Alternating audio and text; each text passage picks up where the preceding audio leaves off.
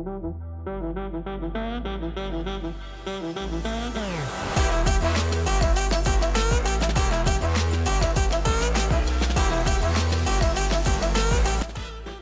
everyone. Welcome to the Tom Baker Show. It's always good to be on PowerTube TV, and this show is going to be a fun one for me. I love NHRA drag racing, and our special guest on this show is one of the top pro stock motorcycle racers in the series.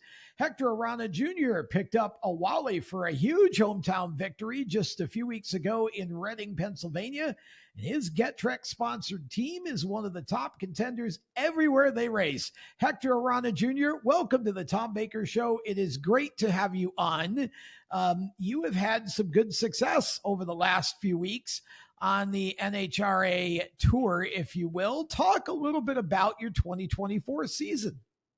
Hey, Tom, thanks for having me on the show. It's a pleasure to be out here talking with you and representing GetTrek. But this season, I had to say, unfortunately, we've been off to a little bit of a slow start with, I guess, prepping for the countdown. And for us, a lot of things come into play, whether it's clutch setup on the motorcycle, it's the tuning of the motorcycle from timing curves to fuel injection maps, and then tires. So another big thing for us is getting tires broken in and having tires that work properly and are consistent.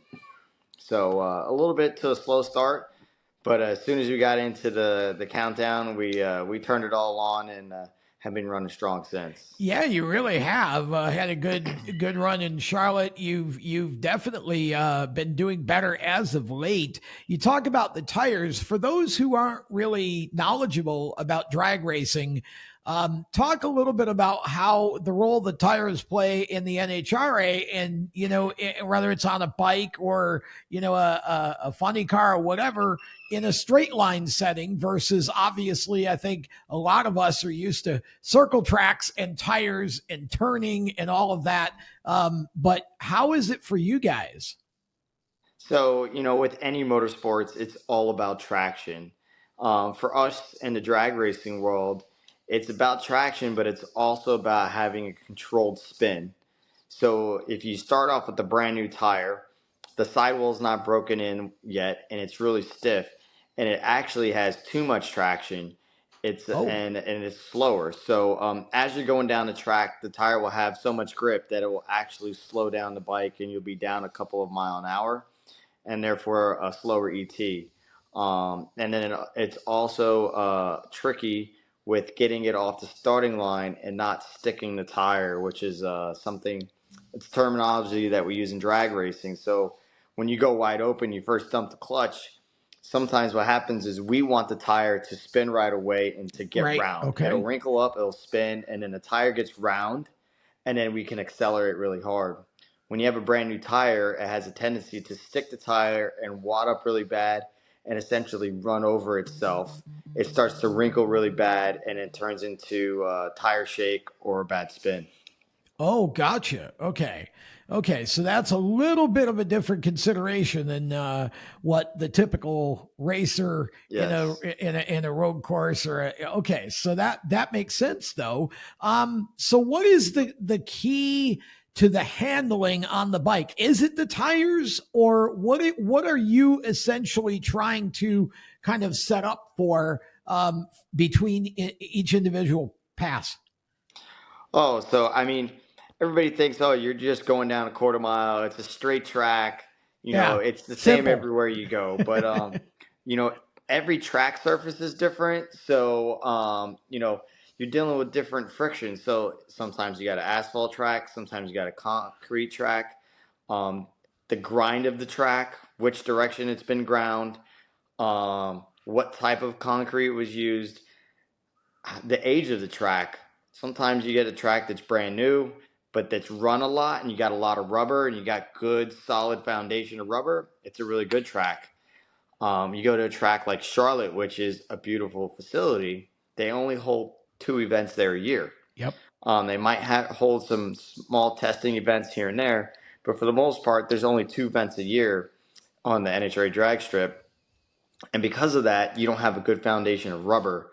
So when we go out there and we race the event, it's green rubber and it doesn't hook as well. So it's all about how much power can we apply to the starting line to accelerate. That's the traction. There's more. You have elevation. So you got natural sea level elevation, and then you have the factors of the weather that goes into play. For Okay. us, we're naturally aspirated. So with that being said, temperature, humidity, and barometric pressure really play a huge factor into how much horsepower our bikes are going to make and how quickly we can accelerate because of the rate of fuel burn that we have. Interesting. And so the key to tuning the motor then has everything to do with things like air temperature, humidity, like you said, barometric pressure, all of that. How do you determine one from another? I mean, I'm sure obviously you can measure all of those things, and so then you're trying to tune it, each individual run. But I would imagine that it's got to be ultra specific, right? Given all those factors. Yeah, of course. So we have weather stations. So we're looking at the weather. We have charts that kind of give us an idea of where to start for a baseline. But Okay. we'll take those three factors, which gives us a correction factor. So when we see that correction factor, that automatically tells us um, what kind of sprocket to put on the back tire. So for us, it's a sprocket. For cars, it'd be a rear end. Okay. We're also going to look at the transmission. So for us, we'll build transmissions with just a couple points of ratio difference. And it's all about optimizing the power of the bike. So we know exactly what RPM we want to cross the quarter mile at.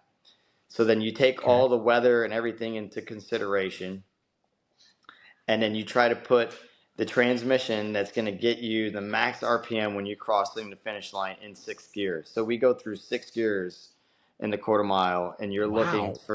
you're looking to maximize that, and you want to cross at the highest RPM, at which every engine developer is going to have a different target, but you're looking to always cross at that target. So that's where the weather comes into place, building a transmission, the right sprocket.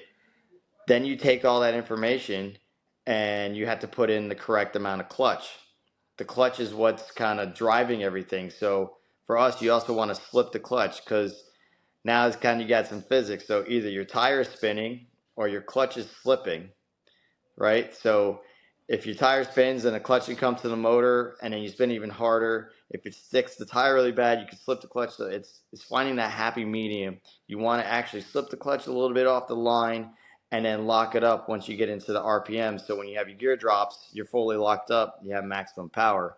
But when you accelerate, you need to slip the clutch a little bit to maintain traction while accelerating in the first 60 feet. Wow.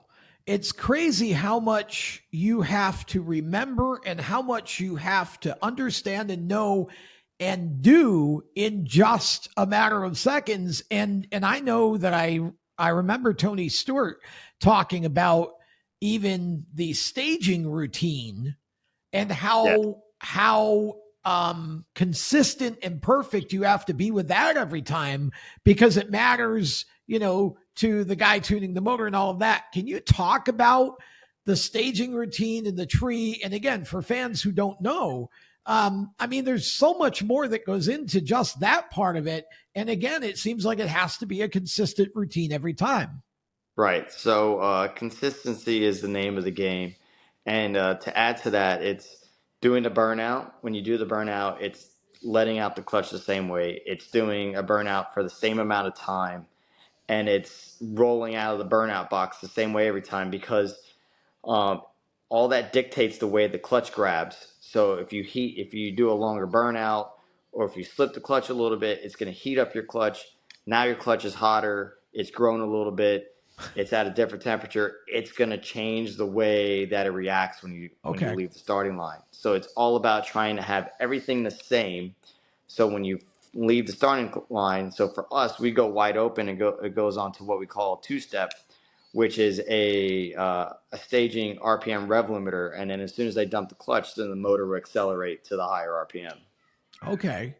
Yeah. I mean, it's just amazing to me how, again, everything is so much about that consistency of the routine, even before, before you ever take off, the burnout and all of that, doing things in the same order, the same way all the time.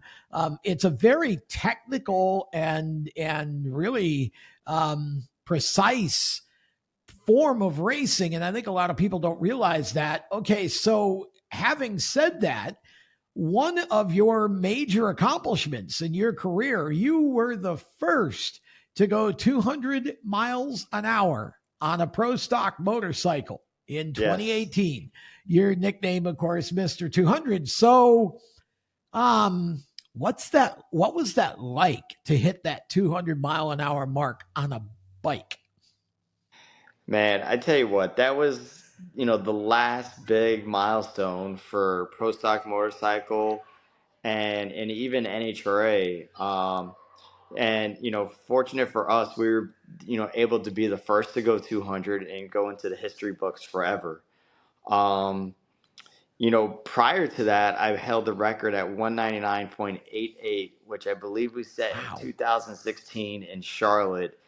And a lot of it for us was weather conditions, and and then there was rule changes that kind of slowed us down, and then there was the development of the new Buell body style, which my father and Mark Kirkman Composites and myself worked, you know, really hard, and we developed the new Buell body style, which is what all of the SNSV twins run now, and it's with that engineering and that development of that bodywork is what gave us that edge and advancement to be able to break that barrier of 200 miles an hour. It's amazing. I mean, you think back, I mean, obviously anything that's ever been done, there was a point where somebody said it couldn't be, right? But 200, I can't imagine going 200 miles an hour in anything, honestly, but on a bike, I would have to think the sensation is just crazy. What is the visual? What are you seeing? What are you thinking about? I mean, it almost would feel like this would have to be done obviously just by programmed memory of what you do, but what is the visual, and what's the sensation going that fast on a motorcycle? Yeah, I mean, it's to the point where I've been doing it for so long, so it's not like the first time, but Right. I could look back and I can still to this day remember the first time I popped the clutch like it was last night. And it was back in US 60 in Hardinsburg, Kentucky. And you know, I this is how it started. My dad raced obviously before me. I'm second generation drag racer, and I grew up going to the track, helping him work on the bike, helping him tune, and obviously grew this passion and love for the sport with him, and said, "Dad, I want to race motorcycles too." And so we finally put together one of his old pro stock Suzuki's, Okay. and we don't have street bikes. We don't have a bracket bike. We put together a pro stock motorcycle. My dad put some epoxy in the intake ports to try to detune it, but you can only Oh, detune one of those motors so I was gonna much. say that's an interesting way to try to do that. Yeah, kind of like a restrictor plate. Yeah.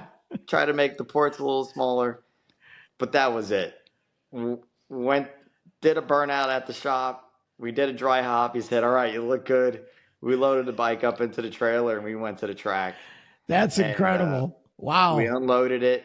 And at this point, you got to remember, I've been going to the track and I grew up watching the routine. I grew up sitting on the motorcycle and going through the routine in my head. And because drag racing, because it happens so fast, you're talking about 6 seconds, and there's 1,000 things that go on within that Yep. 6 seconds. So it's about having that subliminal memory, and your body, like you said, it has to be a reaction, it Yeah, has to the be an program. Yeah. instinct. You can't if you have to think about what you're doing, it's too late. You're not going to be quick. It's You're not going to correct correct the bike fast enough to keep it in the groove and still make a fast pass. It's And so we incredible. go there. It's nighttime, and I don't even think about it. I pre-stage, I stage. As soon as I stage, it's natural instinct. Wide open, the lights drop, boom, drop the clutch. And my instructions to go 60 foot. And that's exactly what I did. But I dumped the clutch, the bike left on a rail. Man, that thing smacked me in my rear end so hard.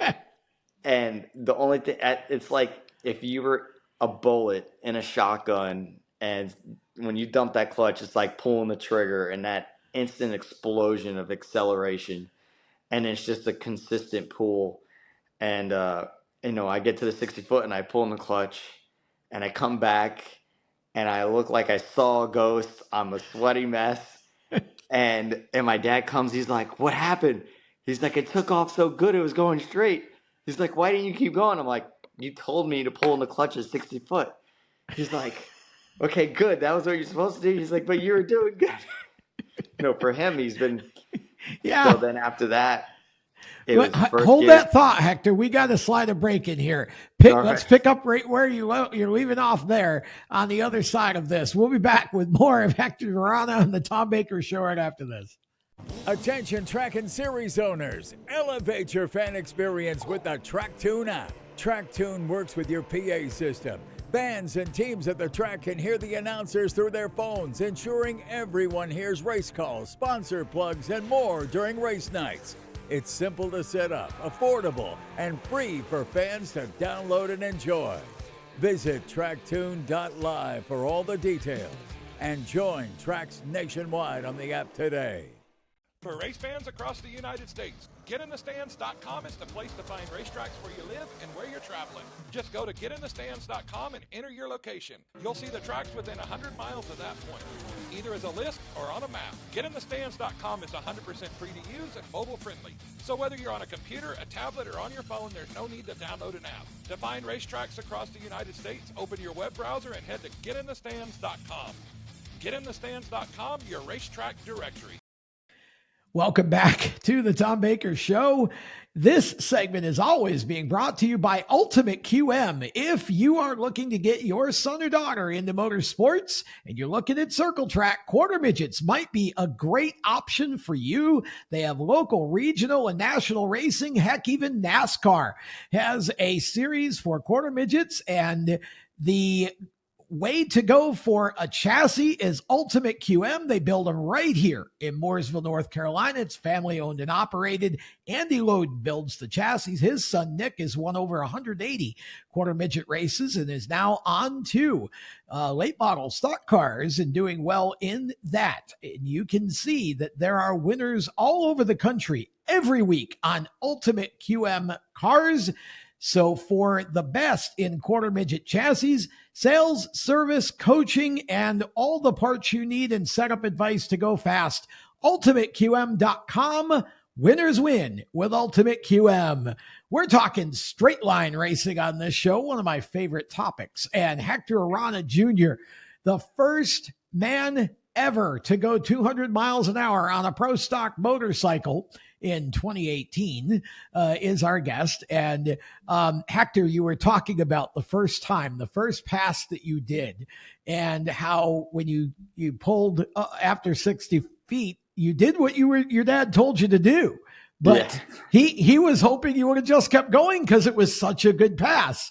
So I'm curious, how fast did you go in that short a time, and what was that like, and what was the conversation after?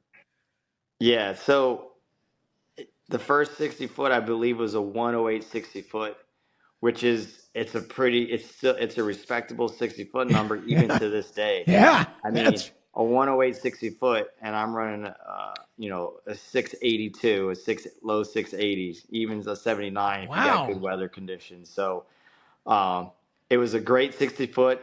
The track held up great. The bike ran flawlessly, and so we get back, and it was just like this whole huge rush, and then we're talking about how it nailed you right in the rear end, and I'm like, man, I can't wait to plug second gear.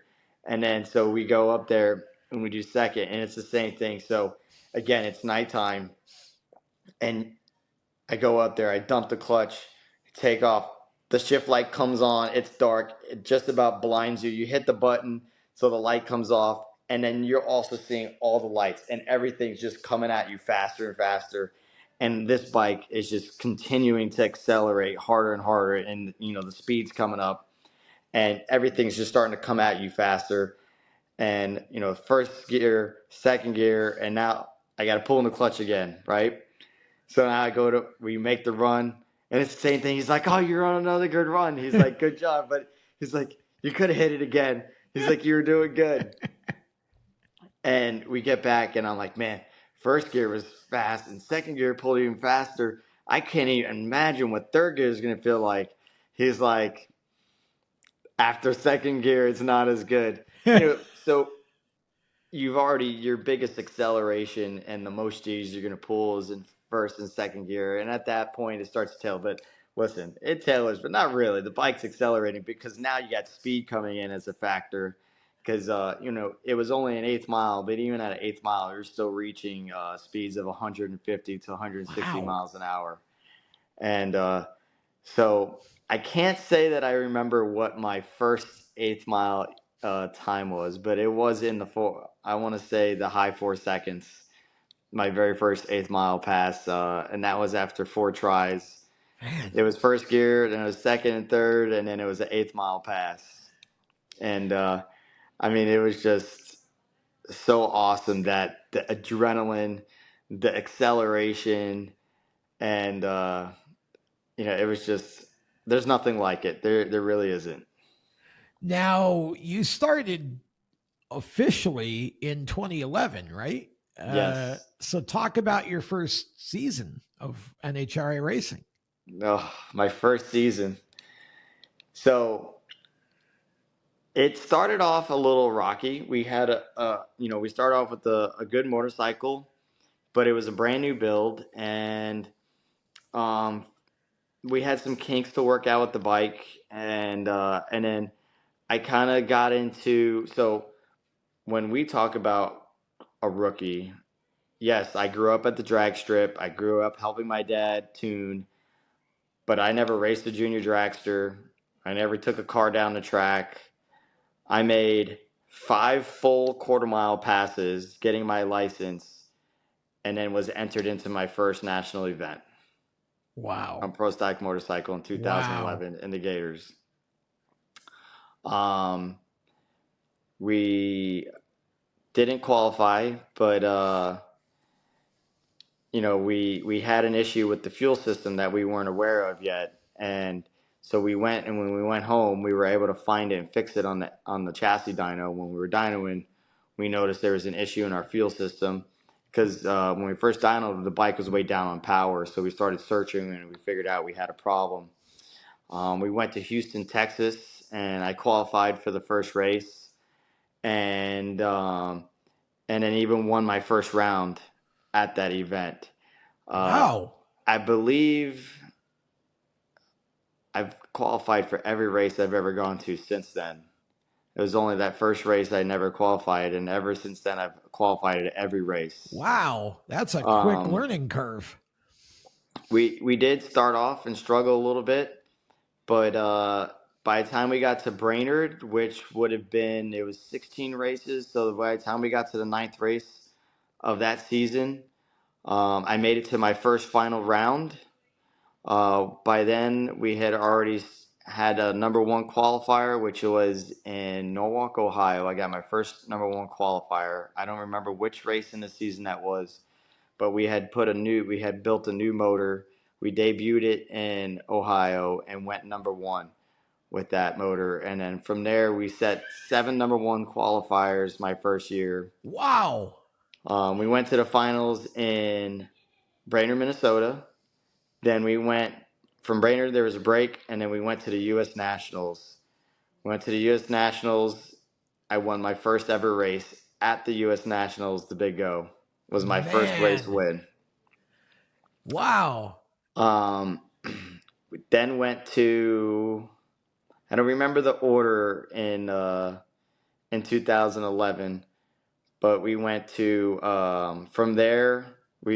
I won Phoenix, Arizona, which is the one and only time motorcycles race there. So I got the one and only pro stock motorcycle win, and then doubled up and we went to Reading, Pennsylvania, and we won that race as well. So we won a total of 3 races our rookie year, and we were in a chase for the points. We ended up finishing number 2 in the points.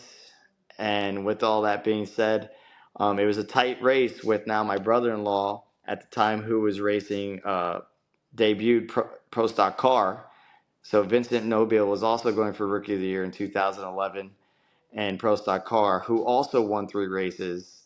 And as a matter of fact, we won Phoenix, Arizona together, which is really awesome. And so, it came down to the wire, and I ended up being the one to get the Rookie of the Year award at the end of the season. Incredible. That's an amazing first year, really. I mean, you were obviously a quick study to be able to, what do you attribute that quick learning curve to? I mean, is it just the fact that you've been around it so long with your dad? I mean, that's exactly what it is. We built really good horsepower, so I had a great bike underneath me, lots of years of experience tuning the motorcycle, and like I said, when it came to practicing on the drag bike, it was just years of being, when we were at the races and I was a kid, I would run the scooter up to the top end, and then I would get on the drag bike, and then my dad would push me back through the pit. So it was years of experience just already maneuvering and handling the bike through the pits. And it was just years of experience and just watching my dad ride the bike, leave off the starting line. Then, anytime I could, I was sitting on the bike and I was pretending and I was doing mental runs. And you could build up so much just by doing mental runs. Sure. Yeah. You close your eyes, you imagine a run, and you can even elevate your heart. If you do it right, you'll elevate your heart rate. You'll get the same rush and everything, and you go through your routines. So now when you're racing, how I said, you're not thinking about what you have to do. It's all about having to have that automatic instinct, and you can't think. The light flashes, you dump the clutch, you get in your tuck position. If the bike's going one way or the other, you automatically scoot to one side or the other side. You adjust the bike, keep it in the groove, and the shift light comes on. You hit the button, and you just do that the whole way down the road. As soon as you get into, say, the end of second gear or third gear, the bike's on a good run. You tuck in, and you just get as small as you can. You get behind the bike, and with the aerodynamics, some people say they feel it, but I can't say that I feel any of the wind. I'm listening to the bike just hum, going through the gears, feeling the bike. So one thing is, I grew up building these race engines with my dad and tuning. So the second I dump the clutch, I'm already analyzing the run. I'm already tuning the bike for the next pass. Okay. I feel it. Is it accelerating? Is it on a good? Am I spinning the tire? Am I slipping the clutch? Am I hitting my shift points on time? So at the top end, I've already analyzed my run, and I'm already thinking about, what am I going to do the next pass? How am I going to go faster? So, there's just a lot that's going on as being a rider, tuner, engine builder.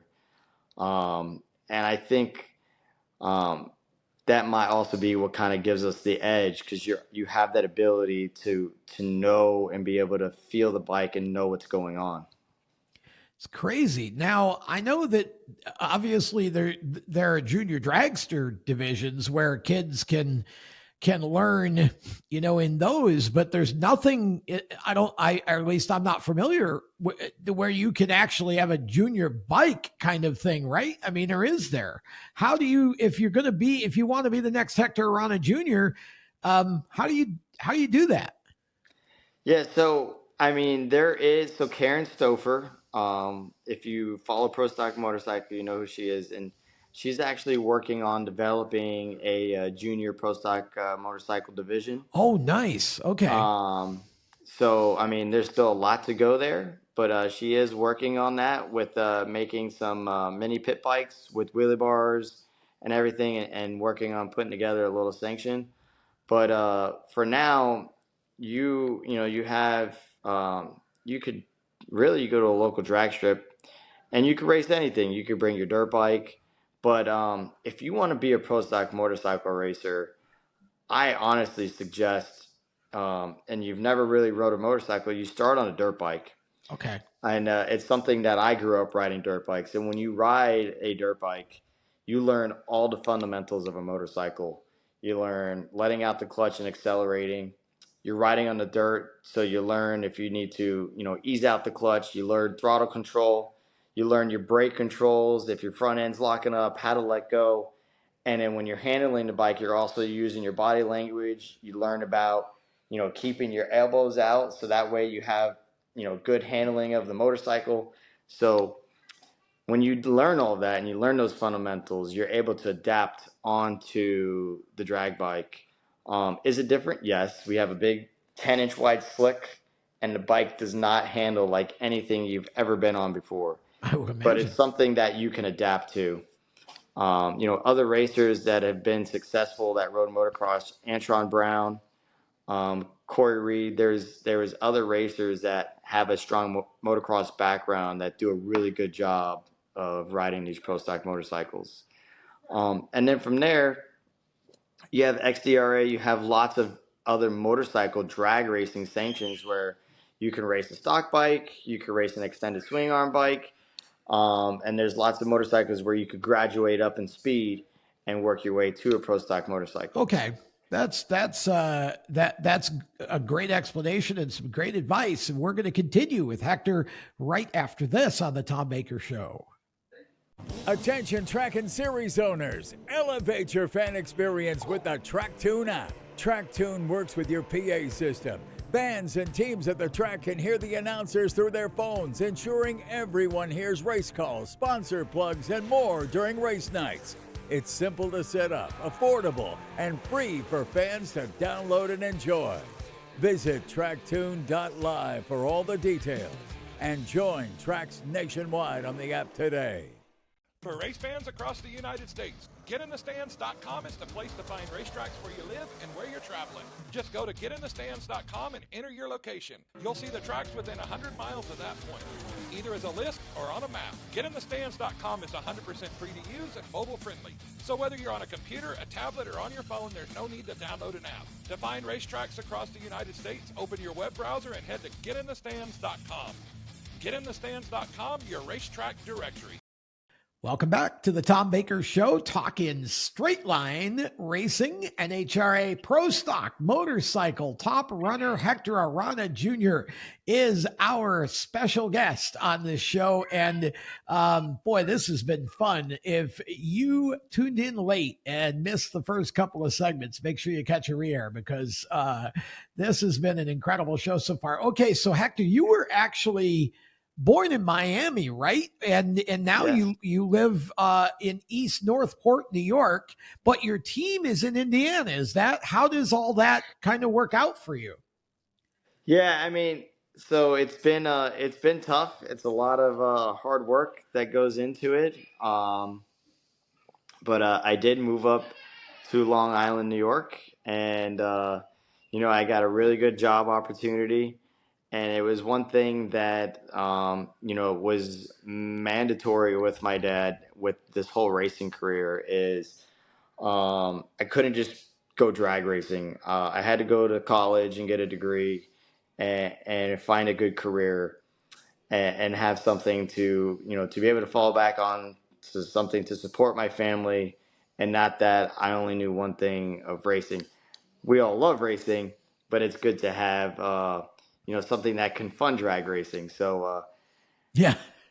so I have a good career. I'm an operations manager at L3 Harris, number 5 defense contractor in the world. Oh, wow. And so we manufacture the weapons release systems for several military jets, and so that's what I do on my day to day. My wife and her family is also located here in New York, which is kind of what steered the direction to New York. And I mean, it's worked out great. I have a really good support team as far as drag racing goes, with my dad at the shop and the rest of the crew that helps us out to get there. I will fly in on a Thursday night and or sometimes earlier if I can, and help set up the rest of the whatever's not set up yet on Thursday. And then we start qualifying right on Friday. We qualify Friday and Saturday. We tear down, and I hop on a plane and go back to work on Monday. So it's a lot. It's a marathon for the full season of drag racing, but you know what? It's something that I love. It's a passion, and it's good family bonding time. It's a family sport, which For is one sure. of the best things about NHRA drag racing. If you look, it is a true family sport, and everybody's out there racing with family members, and everybody's tight knit, and it's something that we love and enjoy doing together. I mean, I call my dad every evening driving home from work, and we talk about, what kind of R&D are we doing? We talk about racing strategies, tuning. I mean, we just live and breathe it, and it's great. Like I said, if anything, I think our relationship has even improved. Because at one point it was a little stressful where I was living at home, so we'd wake up 6 o'clock in the morning, we'd ride to work together, we work all day together, and then late night ride home together, Yeah. and we were just always together. And you know, I miss doing that, but at the same point, that separation has helped our bond get closer and give us more to talk about. Well, they say absence makes the heart grow fonder, so a little bit of distance, right, is good, but you still get to talk every day. And you're a wise man because you went where your wife's family was. So that really worked out just perfectly for you. And now you get to go racing with your dad, and then you're there with your wife and her family. And of course, you have two young kids who are serving as our peanut gallery for this show, which is Yes. always fun. And but it's really a family deal, you and your dad and a few people for your pro stock motorcycle team, right? I mean, this is not a big organization. No, you know what? I had to say, and hats off to our team. My dad, we have Juanito Mata, we have Addie, and then occasionally we'll have another guy, Matt, that comes out, and Dan that will come out to help drive. But for the most part, the core team is my dad, Wani, and Addie, and we're out there, battling for a championship against the big name teams like Vance and Hines and Matt Smith, where they're Yep. full time doing this. Currently, we are not full time. Currently, my dad works full time at Luke's Oil. He Okay. services the motorcycle after hours and on the weekends, and with limited time to do R&D, and with all that, we're able to compete and win races and go rounds against the best of them. Part of that is from the foundation that we have created when we were doing it full time. um, it's obviously a goal of ours to go full time again, where it's 100% work and dedication on the motorcycle. um, but right now, we got to make the best of what we have. So that's what we're doing, and I think we're doing a really good job at that. Well, it's a lot of fun to watch the pro stock motorcycles race. I'm curious what the hardest thing was when you first started. I mean, obviously you picked it up very quickly. You won races your first year. It wasn't all wine and roses. You've had kind of up and down years, as any driver does in the sport. But what was the hardest thing for you to adjust to or get used to becoming a driver in the early years? Yeah, so I mean, my first year, I mean, even in Gainesville, so um, when the bike accelerates, and if it's not in the groove, if something's happening and it's steering one way or the other, it's correcting it and keeping that in the groove. I mean, I even tagged the wall my very first race. Oh wow. Um, only we were, got lucky. I only scuffed the foot peg, But Oof. I was on the throttle. It was about half track. It was still drifting really hard to the right, and I had pulled in the clutch, before it was too late. But a lesson learned, when the bike's pulling in a direction, you kind of you're leaning the bike and you're under power, so you're kind of driving out of it. And Okay. then when you pull in the clutch and all that power goes away, now you also have a weight transfer that shifts to the front tire. It changes the whole dynamic of the bike, and it continued to drift me to the wall. And I mean, yeah, there is definitely a learning curve. You can practice, but that's where the experience comes in, is just getting laps under your belt. And so that's what it was. It's, having a good, consistent reaction time at the Christmas tree.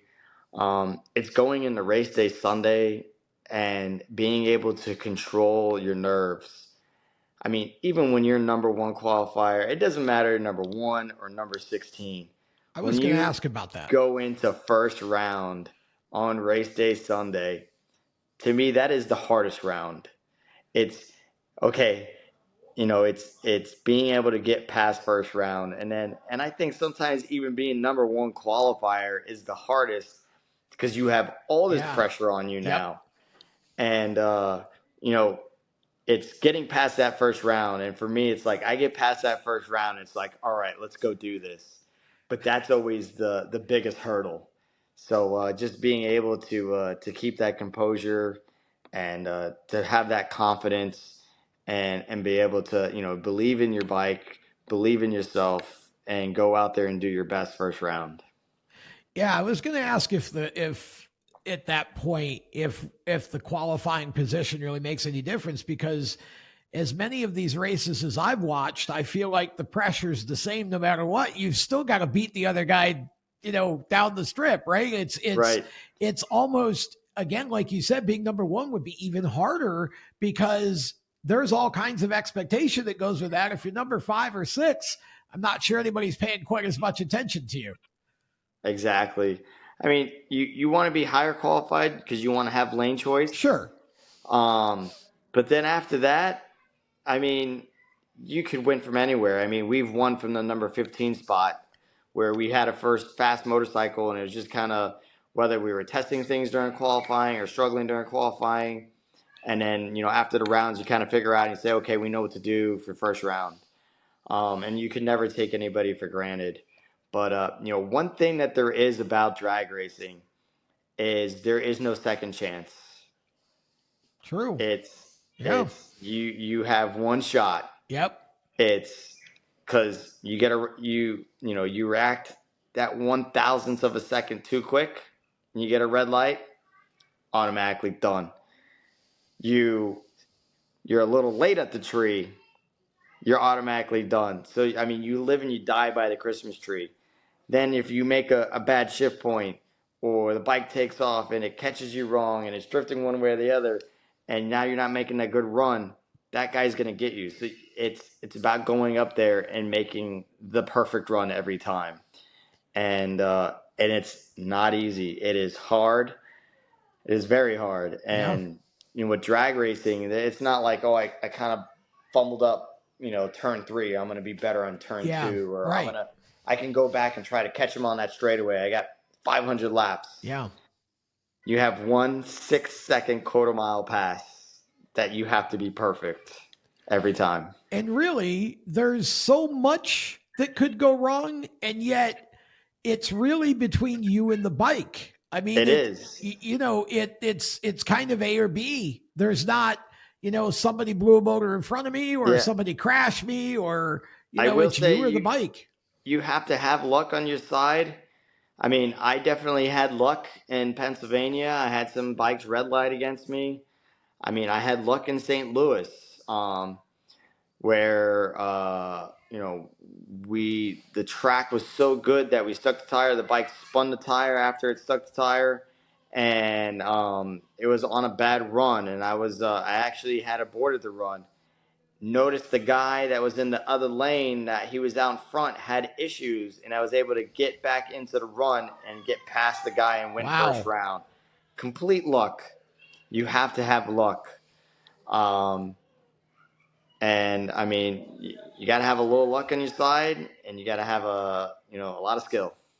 Okay, so tell me in about a minute. Tell me quickly about the bike that you're riding. Are these bikes all the same chassis? Are there different manufacturers? Do you build your own? How does that work? Yeah, there's several different chassis manufacturers. They're all chromoly tube chassis. Okay. They're all 70-inch wheelbase. They all have to have a 10-inch slick. They all have to have, I think it's a total wheelbase of 106 inches with the wheelie bars included. But from there, you have a V twin. So there's a Gen 1 V twin, which is an inline 60-degree motor. Then you have your Gen 2, which is your offset cylinder. And there's some other different configurations, 160 cubic inch V twin. And then you have your 4-valve overhead cam Suzuki engines, which is your inline 4 motor. Okay. So really your biggest difference is you have your Suzukis and you have your V twins. And they all have different body work respective to match the body, the motorcycle make and style that they're racing. And those are kind of like the differences. But what a fans is going to see is they're going to see a difference. So you'll see a Hayabusa, and you'll hear an inline Suzuki, screaming really loud, high RPM, high pitch, and a big throaty V twin. Okay. That's a great differentiation and a good description there. And when we come back, we are going to talk more with Hector about his career, but we're also going to talk about NHRA and its appeal to fans and to sponsors as well. We'll be back with more of the Tom Baker Show right after this. Attention track and series owners, elevate your fan experience with the TrackTune app. TrackTune works with your PA system. Fans and teams at the track can hear the announcers through their phones, ensuring everyone hears race calls, sponsor plugs, and more during race nights. It's simple to set up, affordable, and free for fans to download and enjoy. Visit tracktune.live for all the details and join tracks nationwide on the app today. Welcome back to the Tom Baker Show on PowerTube TV. And man, I am bummed this is the final segment for this show tonight. And we're going to have Hector Arana back because this is just fun learning about pro stock motorcycle racing and what it takes to be successful at it and what all goes into it. But Hector, I want to zone out a little bit and talk about the NHRA, talk about the fans, the sponsors. The first thing that I love about the NHRA is the fact that if I buy a ticket, it's also a pit pass. So I can get right up close. I can get your autograph, get pictures taken. You drivers are all so personable. Talk about what that's like from your side of the fence and what it's like to be able to interact with the fans, and tell us what is the appeal to the sponsors. Yeah, so I mean, NHRA drag racing, like you said, when you buy a ticket, kids get in free up to 11 years old. Yep. And when you get a pass, it's a pit pass. So when you come into the track, you're not just going to your seat at the stands and watching the cars go down the track and then waiting for the next class to come up. You can go up there and watch whatever category you want when you want to. And then you can go down into the pits and then go right up to whoever your favorite driver is or whatever your favorite category, or even if you want to see all of them, but you're able to go right there to the end of their trailer. We're all working outside of our trailers, and you get to see the mechanics of these vehicles and what makes them so special. Because when we get there, the first thing we do is we're pulling off bodywork, we're tearing down motors, so you're getting to see these bare chassis and engines and rebuilds of the engines and teams working together. So you get to see how well teams work together to be able to turn around a vehicle in a short amount of time. We have to be able to do an engine swap in 45-minute rounds. So, from first round to second round might be 45 minutes. Wow. If you were to hurt an engine, you got to be able to pull one out and put a new one in and get it fired up and ready to go, within that time frame. So for, it's appealing for the fans because it's just so much interactions. And, for our sponsors like Getrix, they have all these fans out there that are having such a great time and absorbing and they get that one-on-one interaction with their drivers. They get to see the vehicles up close in person. They when they're walking on the pits, they can see our trailers with all of our information, our signage. You get to talk to us or any of the crew members about whatever our product might be. And I mean, it's just an awesome experience. And everybody that goes to NHRA drag race becomes an instant fan.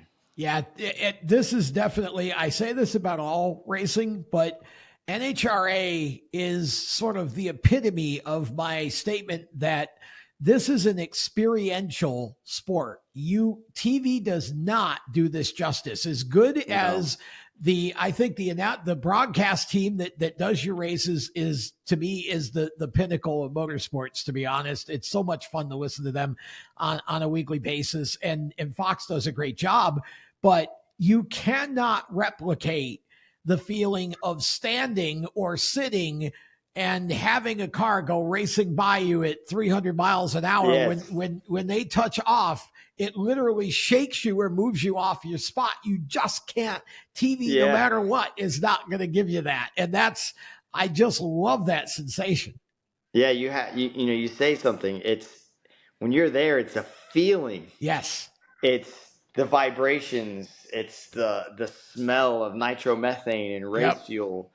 And when those, I'm a pro stock motorcycle guy, but when those nitro funny cars and top fuel dragsters, when they leave the line with all that power, I think they say 12,000 horsepower now in thrust, it vibrates the whole stands, the percussion, everything's in your chest. I mean, it almost feels like you're going down a drop of a roller coaster from just the noise and acceleration. You're thrown Great back. Analogy. And now you really get to see experience the acceleration that when you watch it on TV, it looks fast. But when you're there and you're on the starting line, you see how quickly that car leaves away from you. Or when you go to the top end, that's another thing. You can go to the starting line. You can then move to the middle of the track. You can go to the top end, and you can experience all the different areas of drag racing. And I mean, I like it all, but I have to say, as a fan, I think I like the top end the most, and that's where the car is going its fastest, and that's where you see it coming at you super fast, and then when it flies past you, it's when you're able to really realize that speed. How fast? Yeah, I mean, it's almost too much for us, I think, as fans to grasp 300 miles an hour, because most of us have never even been to 100 or much over 100, let alone 3. But then even the pro stock motorcycles going 200 plus miles an hour, it's just incredible to watch. And it's such a sensory overload every time, somebody makes a pass. And I really enjoy all the classes, even, the Lucas Oil divisions. And, it's just fun to watch basically A versus B. It's because that it's one of those two that's going to win. And I mean, it's just so much fun. And I think the NHRA does a great job of making a family experience out of it. And I'm curious I know you had Lucas Oil for quite a while. Now you got Getrix. So if you were pitching for a sponsor for your pro stock motorcycle, for an NHRA season, what is it that you're pitching to that sponsor? Yeah, I mean, you're pitching a life experience to go out there. It's for the fans that, like I said, you're going to create lifetime fans, and they create that one-on-one bond with us as racers, and whatever we're using, they're going to go use those same products because now I'm your fan. And our rigs, just everything out there, they're going down the cross country. It's a traveling billboard going, all over the country all year long from March all the way to November. It's a podcast like our show tonight. It's TV time. It's social media. and it's just having great people like myself being spokespersons for the product. But like Getrix credit card processing, it's the fastest name in credit card processing. They have the quickest processors. You have to wait the least amount of time to get your payments, and they have one of the best 24-hour support system and service to help you if you're having any issues with your terminals. And then when we talk about rates, they have the best and most competitive rates out there. Well, you need to give the information on how someone gets a hold of Getrix if they want to use them. Yes, so you can go to getrix.com and you can instantly right there get information and get right to a somebody to reach out to you and set you up the system. You can also reach out to me at Hector Arana Jr. At gmail.com, or you can even reach out to me at Hector Jr. 300 on Instagram. I am also a referral agent for Getrix, and I get you right in touch with their lead salesperson or lead, Getrix liaison in order to set you up with the Getrix credit card processing. Okay, so we got a couple minutes left. Who else do we need to plug here and take care of and thank for all of this? Because again, I know this is a family operation, but it's family plus.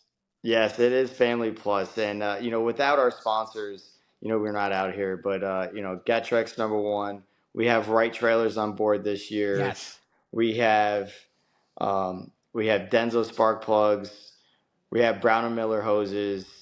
And we have Worldwide bearings. And there's, with all of them helping us out with the product and with the support system, that's what allows us to be able to go out there and compete and be competitive and go for a championship run. Well, it really does make a big difference having those people on board. And I know you've got a strong team as well. And you and your dad are basically the kind of lead two pieces of it, but it takes more than just the two of you. Who else do you need to acknowledge for the team part of it? Yeah, of course. I mean, without my dad, Hector Arana Sr., we wouldn't be out here. He's really the one that is doing all of this to make, he makes it all possible. He's at the shop every night working on the motorcycle to try to make it faster, keep up the maintenance. Then we have Wani, who's flying to every race, helping us set up, helping us work on the bike. He's my clutch guy. He's the one that pushes me up to the starting line and lines me up. So, I got a big shout out to Wani. Without him, this all wouldn't be possible. And then we have Addie, who is one of our biggest supporters. This is Wani's brother, and she's our chef for the weekend, and she's also the one that helps get us everything to the starting line and pull a starter cart. So these vehicles, they're so compact and make so much power, so there's not room to have a starter on the engine. So we actually have external starter carts. So it does take a team to get up there. That's for sure. Well, it's been fun to have you on, and I want to say a special thanks to a gentleman named Cecil Stevens, who is watching this, and I know is a big part of your engine department as well, right? Oh yeah, I got Cecil Stevens and Barry. They work really hard with our behind the scenes engine development. And they're like our secret weapon, but they are a great team, and he's always out, looking out for us and any little thing to try to help, sponsorships or find any little edge. He comes from the NASCAR world, your world, and he knows about having all, playing, all those different little avenues in order to get one up on another team and to be successful. Well, Cecil is the one that hooked the two of us up and made it possible for this show to happen. So I want to say thanks to Cecil, because this has been one of the most enjoyable shows we've done on PowerTube TV. Hector Arana, thank you so much for being on with us tonight, and look forward to bringing you back for more conversation about the NHRA. For more exclusive content and stories, join us at steeringwheelnation.com. And, of course, our 24/7 streaming page right here on watchpowertubetv.com's website. Visit tracktune.live to check out how you can sign your tracker series up to hear all the PA action through the phone or device. And that's fans and teams. It's a terrific little app. Check out ultimateqm.com for all the info on how to get your young ones started in quarter midget racing. Winners win with Ultimate QM. Follow us on Facebook, Instagram, and Twitter at The Wheel Nation or Steering Wheel Nation on LinkedIn. Until next time, I'm Tom Baker. Thanks for watching.